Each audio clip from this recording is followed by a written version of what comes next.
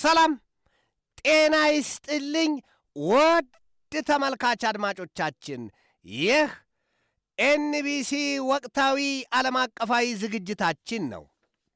በዛሬው ዝግጅታችን በሃንጋሪ አዲስ በምርጫ ያሸነፉት ሰው ፔተር ማግያር የሩሲያውን ፕሬዚደንት ቭላዲሚሮቪች ፑቲንን እንዲህ ሊሏቸው መዘጋጀታቸውን፣ ስቶፕ ዘ ኪሊንግ ኢን ዩክሬን ፍየል ከመድረሷ ቅጠል መበጠሷ አይሏል አበው። የቀድሞዋ የአሜሪካዋ የውጭ ጉዳይ ሚኒስትር ኋላም ላይ ለፕሬዚደንታዊ ምርጫ ፉክክር ውስጥ ከትራምፕ ጋር የገቡት ወይዘሮ ሂላሪ ክሊንተን ኦርባን ስሎስ ሪዛውንዲንግ ዲፊት ፎር ፑቲን ማለታቸውን፣ የቪክቶር ኦርባን ሽንፈት ለፑቲን ለኔታንያሁና ለትራምፕ ኪሳራነቱ መገለጡን፣ ሰሜን ኮሪያ ደግሞ የጸረ መርከብ ክሩይዝ ሚሳይሎችን ስኬታማ ሙከራ ማድረጓን፣ ወዲያም ከዚያው ከእስያ ቀጠና ሳንወጣ ሌላ ኃያሏ ሀገር ቻይና ለአሜሪካ ማስጠንቀቂያ መስጠቷን ማር ሲበዛ ይመራልን ያሳዩበታል። እንዲሁም የኢራን የኢዝራኤልና የአሜሪካን ግዙፍ ጦርነትና የተኩስ አቁም ስሌት ተንተርሰን በዝርዝርና በጥልቀት እንቃኛለን። እስከ ዝግጅቱ ፍጻሜ ድረስም አብራችሁኝ ትዘልቁ ዘንድ የአክብሮት ግብዣዬ የአየር ሞገዱን ሁሉ አሳብሮ ከልባችሁ ይድረስ የምላችሁ አዘጋጅቼ የማቀርብላችሁ ትዕግስቱ በቀለ ነኝ።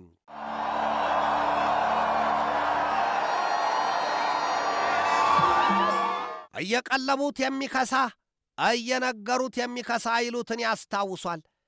የጦርነት አባዜ የሚያራዣት ዓለም ወይ አንድ ፊቱን እንደ ቀደሙት ዘመናት የዚያን የአንደኛውና የሁለተኛውን የዓለም ጦርነቶች አይነት ውስጥ ልትገባ ነው የሚሏት ቢበዙም ለይቶላት አላረፈች። ሁሌም የእሳት ጨቀጨቅና ያሞጠሞጠባጭ ታቅፋ ትንሰቀሰቃለች ይሏታል። ጦርነት ሞት የሚመረጥበትስ ነውቴ? እገድል ሲሉ የሚሞቱበት፣ እመለስ ብለው ሄደው በወጡበት የሚቀሩበት ነው። በዚህ ዘመን ያለው ስልጡኑ የሰው ልጅ ግን ሞት ቢዘገይ የቀረ ይመስለዋልን፣ አሊያም ገዳይ ሲያረፍድ ሟች ይንቀዠቀዣልን ሆኗል ሲሉ ከገዛ ራሱና ከዘመኑ የወጡት አካላት የሰላ ትችታቸውን ያወርዱበታል። የዛሬን አያርገውና የአሜሪካው ፕሬዚደንት ዶናልድ ትራምፕ በመጀመሪያው የሥልጣን ዘመን ውድድራቸውና የምረጡኝ ብቻ ዘመቻቸው ለአሜሪካ ሕዝብ ሲነግሩት እንዲህ ነበር ያሉት።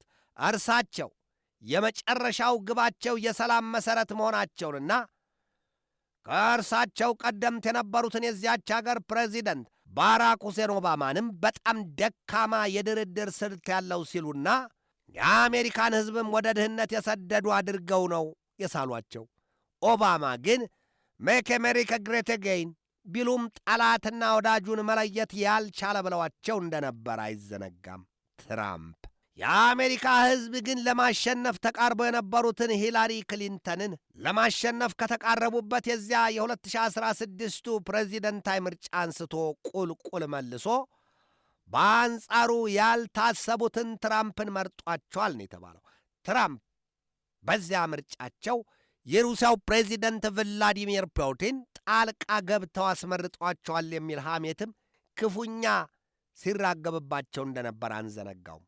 ትራምፕ በመጀመሪያው የሥልጣን ዘመናቸው እንዳሉትና እንደተናገሩት በምርጫ ሚዛን ሊያስደፋቸው በቻለው ንግግራቸው የሰላምን ጉዳይ የማስቀደማቸውን ነገር ሲያሳዩ ከሰሜን ኮሪያው መሪ ኪም ጆንጉን ጋር መነጋገራቸውና ለ4 ሰዓታት የዘለቀ አስተርጓሚ ውይይት ካደረጉ በኋላ የአሜሪካው ፕሬዚደንት ዶናልድ ትራምፕ ወጡና ጎበዝ፣ የድል ብስራቴን ስሙኝ።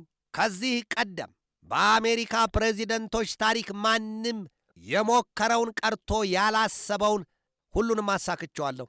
ከሰሜን ኮሪያው መሪ ኪም ጆንጉን ጋር የተሳካ ድርድር አድርገናል፣ የዲፕሎማሲ ድል ተቀዳጅተናል ሲሉ መናገራቸውና የሰሜን ኮሪያው መሪ ኪም ጆንጉንም በአንጻሩ ትራምፕ ስላሉት ነገር ምንም የተረዱትና ግንዛቤ እንደሌላቸው መገለጡ በጊዜው የዓለም አቀፉ ትንታኔ ዘገባ ላይ በደንብ የተመለከትኩት ጉዳይ ነው።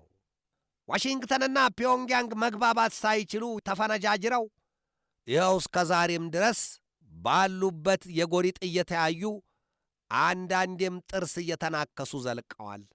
ሰሜን ኮሪያ ከአሜሪካ ጋር ምን ብትደራደር ምን ብትወያይ ተግባብቻለሁ ብላ የምትቆምበት ነጥብ የለም ይሏታል። ለምን ቢባል የለም አሜሪካ ስሌቷ ዶሮን ሲያታልሏት በመጫኛ ጣሏት ናት። ሰሜን ኮሪያን ቀስ ብላ ገዝግዛ የታጠቀችውን የኒውክለር ጦር መሳሪያና ሌሎች አጥፊ መሳሪያዎቿን ለማስፈታት ካልሆነ በስተቀር እውን አሜሪካ ከዚያች ከድሃይቱ አገር ሰሜን ኮሪያ የምትፈልገው ሩዝ ወይስ ሌላ ነገር ይኖራት ይሆን ሲሉ የሚሳለቁት ብዙዎች ናቸው። በእርግጥም አሜሪካ የኋላ ኋላ ላይ በፕሬዚደንቷ ዶናልድ ትራምፕ አንደበት አወጣችውና ግልጥ አሰጣችው እንጂ የሰሜን ኮሪያን የኒውክለር ጦር መሳሪያ ለማስፈታት እንደውም ሰሜን ኮሪያን የኒውክለር ታጣቂ ሀገር አድርጋ ዕውቅና እንደማትሰጣት ሁሉ መናገሯን እናውቃለን። አሜሪካ ከዚያም ትዘላለች። የሰሜን ኮሪያን አጋር አባሮች ያለቻቸውን ሩሲያና ቻይናንም የኒውክለር ጦር መሳሪያ ትጥቃቸውን ለማስፈታት የሩቅና የጥልቅ ስሌት እንደ ቀመረች ትገልጣለች።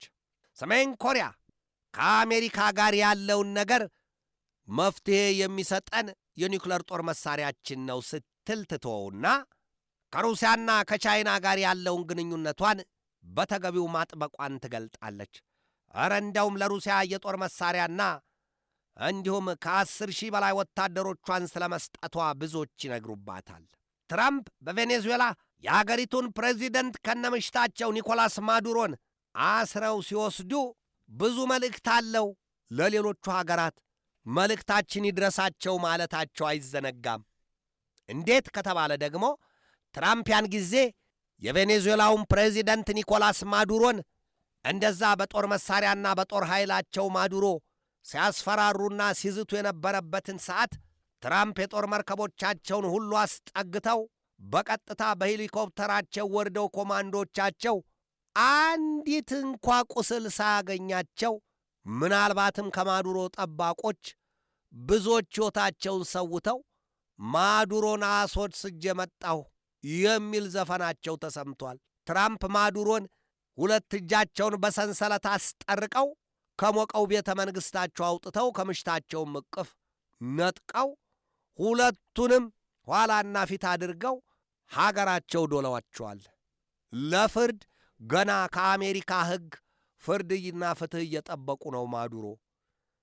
ታዲያ ያንን ያዩና የሰሙት የሩሲያና የቻይና ወዲያም የሰሜን ኮሪያ ፖለቲከኞች የውሻን ጥርስ ማጥንት ይፈሩታል።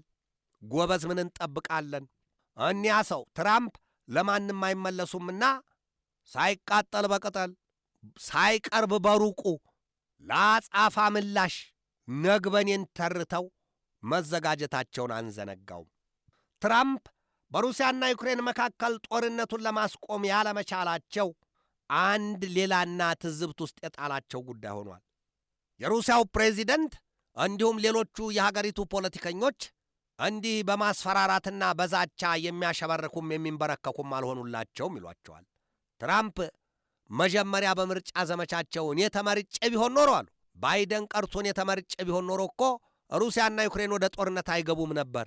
ደግሞም አሁንም ከተመረጠሁ አሉ የሩሲያና ዩክሬንን ጦርነት በ24 ሰዓት ብቻ አገተዋለሁ ወይም አስቆመዋለሁ።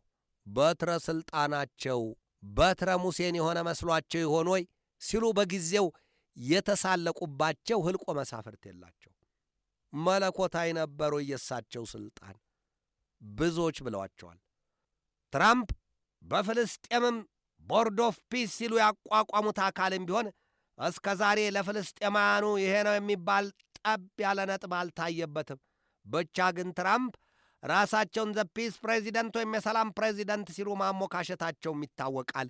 ምን ያደርጋል የሰላም የኖቤል ሽልማቱን ሲቋምጡለት ከዓይናቸው ወደ ሌላ ሰው ጉሮሮ ሲከተው አይተዋል ይሏቸዋል። በሩሲያና ዩክሬን ጦርነት ድጋፍም ተቃውሞም የለኝም ስትል በገለልተኛነት የቆመችዋ ቻይናም ብትሆን ከአሜትና ከአሜሪካ ማስጠንቀቂያ አልተረፈችም ይሏታል። አሜሪካ ቻይናን በታይዋን ደሴትና በደቡብ ቻይና ባህር የተነሳ ስጋቷ አድርጋን የምትመለከታት። እኒሁ የዛሬው የአሜሪካው ፕሬዚደንት ዶናልድ ትራምፕ አሁን ካሉት የቻይናው ፕሬዚደንት ሺጂንፒንግ ጋር በተደጋጋሚ መወራመታቸውና የከፋና የወረደ ቃላት መመላለሳቸው ይታወሳል። የኮሮና ቫይረስ ወረርሽኝን በእናንተ የውሃን ላቦራቶሪ የቫይረስ የምርምር ተቋማት ከዚያ ፈትልኮ የወጣ ሆን ብላችሁ የሠራችሁት ቫይረስ አይደለም ወይ? እናንተ ናችሁ መዘዙና መምጫው፣ መንስኤው እናንተ ናችሁ ሲሏቸው እንደነበር አይዘነጋም። ታዲያ እኛ የቻይናው ደርባባው ሰው ሺጂንፒንግም በትራምፕ ምላስ የተነሳ እሳቸውም አንደበታቸው ሰልቶ ለትራምፕ ምላሽ ያሉትን ሁሉ መናገራቸው አልቀረም ነበር በጊዜው። በዚያን ዘመን የንግድ ጦርነት ውስጥ የገቡበት ጊዜም ነው ቻይናና አሜሪካ። የደቡብ ቻይና ባህርና የታይዋን ደሴት ጉዳይ፣ የሆንግ ኮንግና የኡይገር አናሳዎቹ ማኅበረሰብ ጉዳይ እሳት ሆኖ ሰማይን የላሰበት ጊዜ ቢኖር ያ ጊዜ ነው። ዛሬም በሁለተኛው የምርጫ ዘመናቸው ትራምፕ ቻይናን በአገም ጠቀምነው ወይም ባወቅኩሽ ናኩሽም አሊያም ደግሞ የፈሩት ይደርሳል የጠሉት ይወርሳልን አድርገው ነው የሚመለከቷት። ንቀት ውስጣቸው ቢኖርም በአፋቸው ግን አያወጧትም። አሜሪካ ከዚያው ከእስያ ቀጠና በጠንቀኛነት ፈርጃ የምትመለከታት ሰሜን ኮሪያም ተጠቃሿ ናት። ሰሜን ኮሪያ በተደጋጋሚ የተለያዩ የአጭርና የረዥም ርቀት ተምዘግዛጊ ሚሳይሎቿን መሞከሯ ይታወቃል። ለሌላ ለማንም አይደለም። ሰሜን ኮሪያ ጠላት አለች ስትል ቅድሚያ 3 አገራት ናቸው፣ ደቡብ ኮሪያ፣ ጃፓንና አሜሪካ። ደቡብ ኮሪያና ጃፓን በዚያው በእስያ ቀጠና ያሉ የሰሜን ኮሪያ ጥይት ከተተኮሰ ከነመረቁ የሚጋቱት አገራት ናቸው። አሜሪካ እንኳ ቶሎና ብዙም የማይደርሳት አገር ናት በዚያ ልክ። ነገር ግን ሰሜን ኮሪያ የአሜሪካንን ማህል ወይም እምብርት ነድሎ የሚጥሉ የጦር መሳሪያዎች እንዳሏት ይነገራል። እንደ ህዋሶንግ 17 መሰል የኒውክለር ተደራሾቹ የባለስቲክ የክሩይዝና የሱፐርሶኒክ ሚሳይሎቿ ብዙ ጊዜ እንዳርጩሜ የምታስፈራራባቸው መሆናቸው ይገለጣል። ሰሜን ኮሪያ ዛሬም የጸረ መርከብ ክሩይዝ ሚሳይል ከጦር መርከቧ ላይ ስኬታማ ሙከራ አድርጋለች ነው የተባለው። ሀገሪቱ ሙከራውን ያደረገችው ደግሞ ከቾሄሂዮን የጦር መርከቧ ላይ ነው። ፒዮንግያንግ ከዚህ በኋላ የኒውክለር ጦር መሳሪያዎቿን ያለ ገደብ ለማስፋፋትና ለማጠናከር ወስና ተቀምጣለችም ነው የተባለው። ሰሜን ኮሪያ በማለዳው የሞከረችው 2 የስትራቴጂያዊ ክሩይዝ ሚሳይሎችና 3 የጸረ መርከብ ሚሳይሎችን ነው። የሰሜን ኮሪያን የጦር መሳሪያ ሙከራ በአካል ተገኝተው የተመለከቱት የሀገሪቱ መሪ ኪም ጆንጉንም በበኩላቸው The preparedness of our army's strategic action has been strengthened in equality with various achievements recently made in the field of defense science ነው ያሉት። በመከላከያ ሳይንስ ዘርፍ የሀገራችን ጦር ኃይል ለከፍተኛ የጦር ምላሽ መዘጋጀቱን ስናይ ማንም አይደፍረንም፣ ባለቤቱን ካልናቁ አጥሩን አይነቀንቁ ይሉትን አንሆንም። ኪም አክለውም ይህንን አሉ። Bolstering up the powerful and reliable nuclear war deterrent really and without limit ሲሉ ፈርጣማ ጦንቻቸውን እያሳዩ ደረታቸውን ነፍተዋል። ከዚህ በኋላ ቀደም ሲል እንዳልኩት ሰሜን ኮሪያ ወይም መሪዋ ኪም ጆንጉን እንዲሁም ሌሎቹ ፖለቲከኞች አሻፈረኝና ሞክረኝ፣ ከዚህ በኋላ የኒውክለር ጦር መሳሪያችን ነው ዳኛችን፣ ማንም አይዳኝንም፣ ከማንም ጋርም ድርድር ብለን አምነን አንቀመጥም የሚል አቋም አላቸው። ኪም ያስሞከሩት ክሩይዝ ሚሳይል ከ7869 እስከ 7920 ሰከንዶች በአየር ላይ መምዘግዘጉና የጸረ መርከብ ሚሳይሎቹም ቢሆኑ ከ1960 እስከ 1973 ሰከንዶችን በአየር ላይ በከፍተኛ ፍጥነት መክነፋቸውን የተገለጠው። ታዲያ በቢጫው ባህር የታለመላቸውን ኢላማም ደብዛውን አጥፍተው ማውደማቸውን የተገለጠው። በዚህ ወቅት የምድሪቱን ዝርት በሾረበትና የዓለም ሀገራት የጦርነት ባሩድ ሽታ እያወዳቸው ወዲህም የነገር ያለህ በሚባባሉበት ዘመን ሰሜን ኮሪያ የእነ አሜሪካን ረዣዥምና ሹል ክራንቻ በኢራንና በቬኔዙዌላ ይተዋለችና ዳኛዋን መርጣለቻውም የኒውክለር ጦር መሳሪያዋን። የደቡብ ኮሪያና የአሜሪካን ጦር ኃይል የሰሜን ኮሪያን የቅጽበት እንቅስቃሴ ሳይቀር በቅርበትና በንቃት እየተከታተለ መሆኑንም አስታውቋል። አሜሪካ እጇ ረዥም ነው ይሏታል። በእርግጥም ስጋቶች ናቸው ብላ ባሰበቻቸው ሀገራትና ፖለቲከኞች ላይ በቀጥታ ትሰነዝረዋለች ይሏታል። ያልመሰሏትን ታነሳና እንደ ገበጣ ጠጠር ትቀያይራቸዋለች።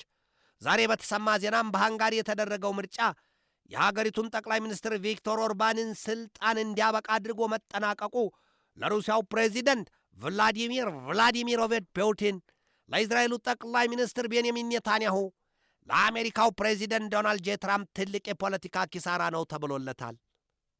ሃንጋሪ የባህር በር የሌላት ወይም ላንድ ሎክድ የምትባልና የሕዝቧ ቁጥርም ከ10 ሚሊዮን እምብዛም የማይበልጥ ነው። ትራምፕ የዛሬን አያርገውና ሃንጋሪያኑ ኦርባንን ከመረጡ የገንዘብ ድጋፍ እንደሚያደርጉላቸው መልእክታቸውን በሃንጋሪው ምክትል ፕሬዚደንት በኩል ሲነግሯቸው፣ ኔታንያሁም ተመሳሳይ መልእክታቸውን መላካቸውና የሩሲያው ፕሬዚደንት ቭላዲሚር ፑቲንም ከኦርባን ጎን መቆማቸውን ያሳዩባቸዋል።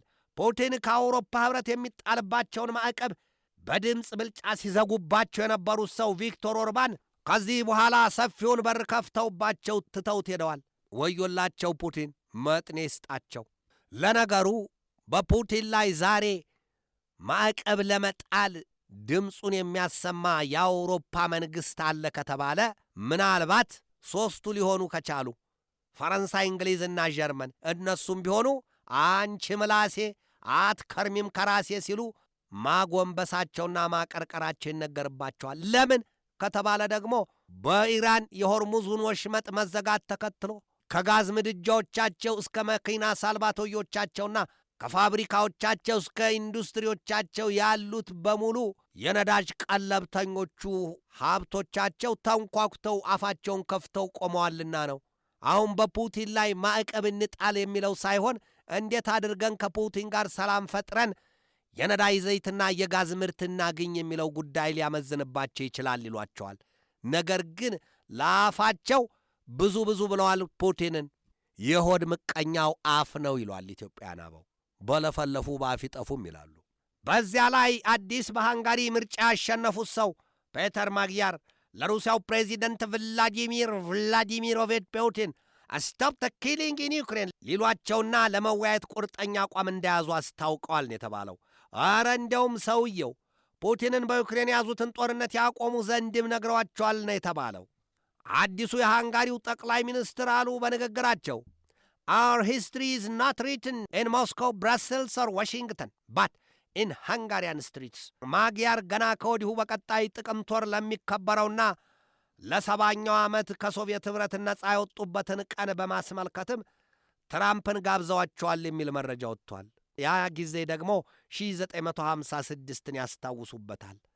ሰውየው አክለውም በሙሉ የውጭ ሀገራት ከሃንጋሪ ላይ እጃቸውን ያነሱ ዘንድ ጠይቀዋል። ግን ደግሞ የእርሳቸውን የምርጫ ድል ማድረግ ቻይናና ሩሲያ ፈጽሞ አልተቀበሉትም ነው የሚባለው።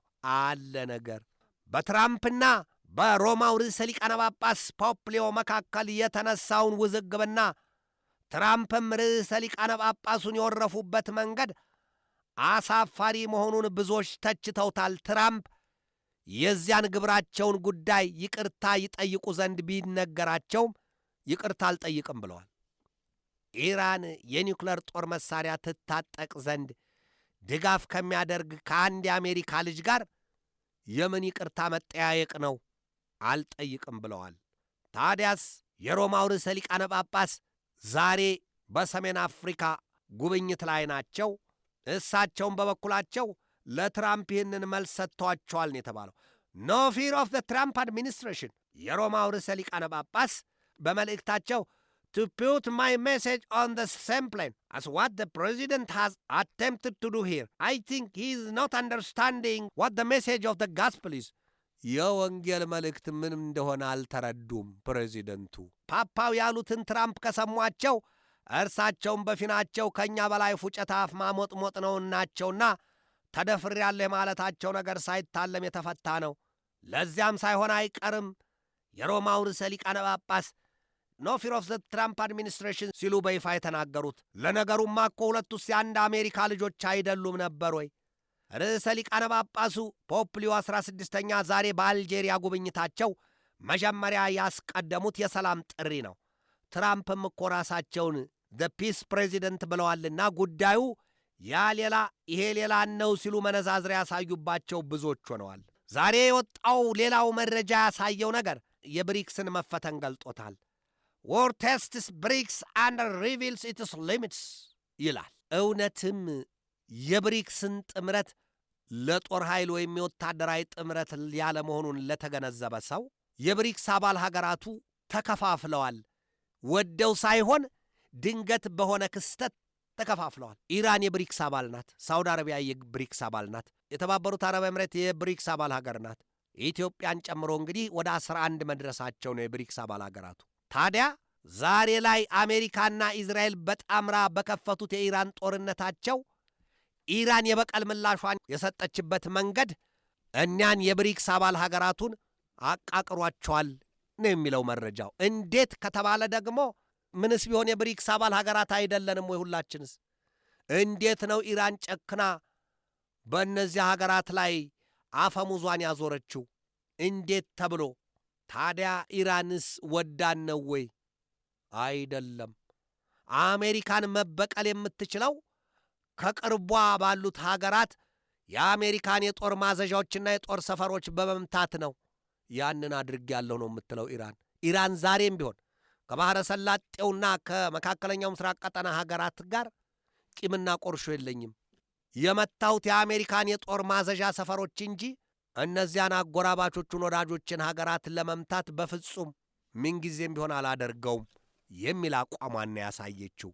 ዛሬም ይህንኑ ደግማ ትገልጣለች ኢራን። ለብሪክስ ግን በአንጻሩ ፈተና ሆኗል። አይዋጥ አይተፋ። በምን ይፈተዋል? የብሪክስ አባል ሀገራቱ የዚህ መሰል ፈተና ሲገጥማቸው፣ የኔቶ አባል ሀገራቱ ደግሞ ትራምፕ የሆርሙዝን የውሃ የመርከቦች መተላለፊያ ወሽመጥ መዝጋታቸውን መቃወማቸውና ከትራምፕ ጋር አብረን አንቆም ማለታቸው ተነግሯል። የእንግሊዙ ጠቅላይ ሚኒስትር ሰር ኬር ስታርመር ወይም ጌታው ኬር ስታርመር ምንድን ያሉት? እኛ ከአሜሪካ ጋር ወግነን ወይም አብረን የሆርሙዝን ወሽመጥ ይዘጋ ብለን አንወስንም። የሆርሙዝ ወሽመጥ ግን ነፃ የውሃ መተላለፊያ መሆን አለበት፣ ይህ አቋማችን ነው ብለዋል። የፈረንሳው ፕሬዚደንት ኢማኑኤል ማክሮን በአንጻሩ ምንድን ያሉት? የለም የሆርሙዝን የውሃ መተላለፊያ ወሽመጥ ነፃ ለማድረግ ከአሜሪካ ውጪ የሆነ ከበርካታ ሀገራት የተውጣጣ የወታደራዊ ግንባር መስርተን ለመዋጋት አይደለም፣ ነገር ግን ጸጥታና ሰላምን ከጣልቃ ገባ ኃይሎች ለመከላከል የዚያን መሰል ተልእኮ የተሰጠውና የሚያስፈጽም ኃይል እንገነባለን ሲሉ ሽር ጉድ ይዘዋል። ደፋ ቀና ይወጡባቸዋል። ትራምፕ በዚህ አይደሰቱም። ምክንያቱም ሰሞኑን ባለፈው ሳምንት ከሰሜን አትላንቲክ ጦር ቃል ኪዳን ድርጅት ዋና ጸሐፊ ማርክ ሩት ጋር እዚያ ዋሽንግተን ዲሲ ውስጥ ከመከሩ በኋላ ትራምፕ ከትናንት በስቲያ መግለጫ ሲሰጡ ምንድን ያሉት? የለም የሆርሙዝን ወሽመጥ ስንዘጋ የኔቶ አባል ሀገራት አጋር አባራቱም ከእኛ ጋር ሊቆሙ ወስነዋል፣ ይህንን ገልጠውልናል ብለው ተናግረዋል። ከአፍ የወጣ አፋፍ እውነቱን ተናግሮ ከመሸበት ማደር። ነገር ግን ዛሬ በወጣ መረጃ የኔቶ አጋር አባር የሚባሉት አባል ሀገራቱ የለንበትም ብለዋል። ጉድና ጅራት ከወደ ኋላ ነው ይላሉ ኢትዮጵያኑ። ወይም ደግሞ ውሸት ሲደጋገም እውነት ይመስላል፣ ነገር ግን እውነት አይደለምና ሲቀርቡት እንደ ጉም ይተናል ይላሉ። አሜሪካ የሆርሙዝን የውሃ መተላለፊያ ወሽመጥ መዝጋቷን ተከትሎ ቻይና ጽኑ ማስጠንቀቂያ መስጠቷም ተሰምቷል። ቻይና ከ50 በመቶ በላይ የነዳጅ ዘይትና የጋዝ ሀብት የምታስገባው በሆርሙዝ የመተላለፊያ ወሽመጥ ነው። ታዲያ ያንን ያደረገችውም ከኢራን ጋር በተፈራረመችውና በገባችው ባለፈርጀ ብዙ ውል ስምምነት ነው። ቻይናና ኢራን ሲዋዋሉ ይሄንን ተነጋግረው ተፈራርመዋል። የሆርሙዝን ወሽመጥ አሁን እዘጋለሁ ያሉት ትራምፕ የቻይና መርከቦች እንዳይተላለፉ ማድረጋቸው አይደለም ወይ? እኔ ከሞቱ ሰርዶ አይብቀላለች አሉ። ያቺ የጭነት አገልግሎት የምትሰጠው የቤት እንስሳ አህያ ለማለት ነው። እውነት እሷ ብላው ይሁን አይሁን ግልጥ ያለ ነገር ባይገኝም፣ ነገር ግን ምሳሌያዊው አነጋገሩ ወይም ዘይቤው እኛ በሆርሙዝ የውሃ መተላለፊያ ወሽመጥ የነዳጅ ዘይት ጫኝ መርከቦቻቸው የማይተላለፉ ከሆነ ባልበላም ጭሬ ላፍስስ አለች አሉ ዶሮ። ማንም አይሄድበትም። ቻይና ደግሞ በመከላከያ ሚኒስትሯ አድሚራል ዶንግጁን በኩል ምንድን ያለችው ጥብቅ ማስጠንቀቂያ ስትሰጥ፣ አለቀ፣ እኛ ውል ተፈራርመናል፣ የቻይና መርከቦች በቀጥታ መተላለፍ አለባቸው፣ በማንም ሊታገዱና ሊከለከሉ ሊፈተሹ ሊያዙ አይገባም፣ ልቀቂ ብለዋታል አሜሪካን። አዞር ሲዞር አደረ። ነገር እንዲህ ሲነካካ ሲጦዝና ሲካረር ብዙዎችን እንደ ተላላፊ በሽታ ማዳረሱ የማይቀር ነው። አሁን የሆነው ይሄ ነው። አረ ለመሆኑ አሜሪካ ትራምፕ በያዙት የሆርሙዝን ወሽመጥ በመርከቦቻቸው የመዝጋት ስሌት እስከ መቼ በዚያ ደርድረዋቸው ወይም ዘግተውት ይችላሉ ይዘልቃሉ? ኢራንስ በዚህ ሁኔታ ታግሶ የሚቆም ወኔ ያላት ይሆን ወይ? የ2 ሳምንታት የተኩስ አቁም ስምምነቱ ይገድባት ይሆን ወይስ ጨርሶም አልተጣሰ ይሆን? ወዲህ ኢዝራኤል በሊባኖስ በያዘችው ጥቃቷ ዛሬም ጠንክራ መቀጠሏ ተነግሯል። ሐዝቦላ መግለጫ ሲያወጣ ከኢዝራኤል ጋር ሊደረግ የታቀደውን የሊባኖስ መንግሥት ድርድር ጨርሶ እንዲሰርዘው ጥያቄ አቅርቦለታል። ሐዝቦላን የምትደግፈው ኢራን ናት። በ2 ሳምንታቱ የተኩስ አቁም ሂደት የሕዝቦላ ወይም የሊባኖስም ጉዳይ መካተት አለበት የሚል መረጃ ወጥቷል። ተካቷልም ሲሉ የፓኪስታኑ ጠቅላይ ሚኒስትር ሼህባዝ ሸሪፍ ለዓለም ሕዝብ ተናግረዋል። የተናገሩት ከሚጠፋ የወለዱት ይጥፋ አይደለም ወይ? ያንን ቃል ካስተላለፉ በኋላ አሜሪካና ኢዝራኤል ሽረውታል። የሊባኖስ ጉዳይ በተኩስ አቁም ስምምነቱ አልተካተተም። ኢራን ደግሞ ሊባኖስ ጥቃት የሚያርፍባት ከሆነ በፍጹም የማንታገሰው ጉዳይ ነው፣ የራሳችን ነውና። ሊባኖስ ከተመታች በቀጥታ ኢራን ተመታች ማለት ነው። አፍንጫን ሲመቱት ዓይን ያለቅሳል።